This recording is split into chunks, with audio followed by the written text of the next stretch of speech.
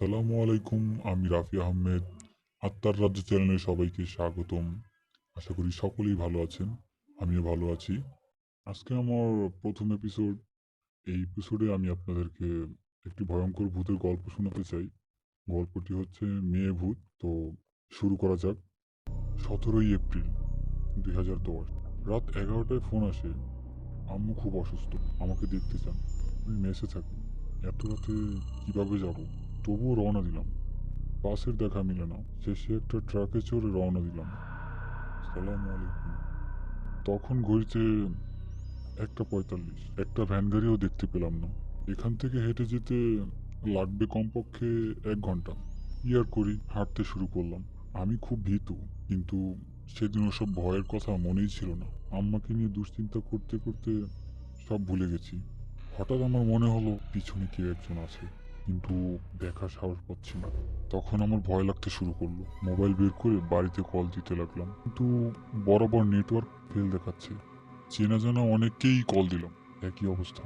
তখন হঠাৎ আমার ভয় আরো কয়েক গুণ বেড়ে গেল। তবুও পিছনে না তাকিয়ে হাঁটতে লাগলাম, কিন্তু যতই সামনে যাই ততই রাস্তা অচেনা হয়। হঠাৎ সামনের রাস্তার পাশে একটা বিরাট গাছ দেখতে পাই, কিন্তু এখানে তো কোনো গাছ ছিল না।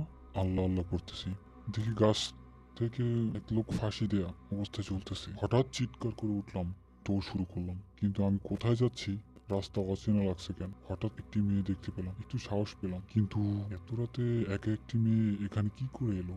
জিজ্ঞেস করতেই রাস্তার পাশে জমিতে নেমে গেল। জমিতে নেমেই মেয়েটি অদৃশ্য হয়ে গেল। সাথে সাথে আমি অজ্ঞান হয়ে যাই।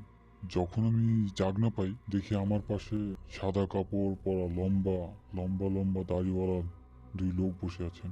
কেন জানি সঙ্গে সঙ্গে কেঁদে উঠলাম, আর তাদেরকে সব খুলে বললাম। তখন তারা দুইজন আমাকে বাড়ি পর্যন্ত পৌঁছে দেন।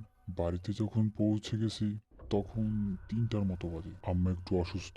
আমি আব্বার সাথে একটু কথা বলে ঘুমাতে গেলাম। কিছুক্ষণ পর আমাদের টিনের চালে কে যেন ঢিল মারতে। একটু পর পর ঢিল পড়া শুরু হলো। সবাই ঘুম থেকে জেগে উঠলো এবং ভয় পেয়ে সবাই আব্বার রুমে চলে গেলাম।